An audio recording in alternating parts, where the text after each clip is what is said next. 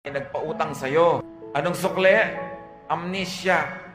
Yan daw pinagkaiba ng magnanakaw sa mangungutang. Yung magnanakaw, natatandaan niya ang ninakawan niya. Yung mangungutang, nalilimutan niya.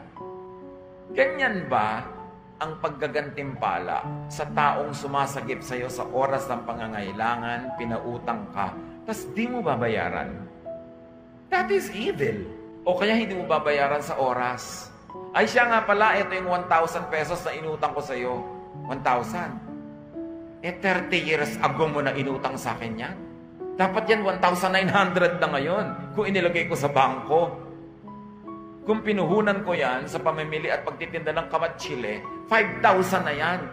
Inutang mo 30 years ago, ibabalik mo pa rin sa ganung value. That's how you reward me for doing good. Alam niyo yung mga ganung mangungutang, hindi sila umaahon sa buhay. Ang buhay nila parang kumunoy na lubog sila ng lubog kasi hindi sila ibe-bless ng Diyos. Bakit? Hindi mo binabayaran ang utang mo. Hindi mo sinusuklian ang kabutihan ng naging mabuti sa'yo. At pag nasigil ka, galit ka pa. Kidlat ang naghihintay sa'yo.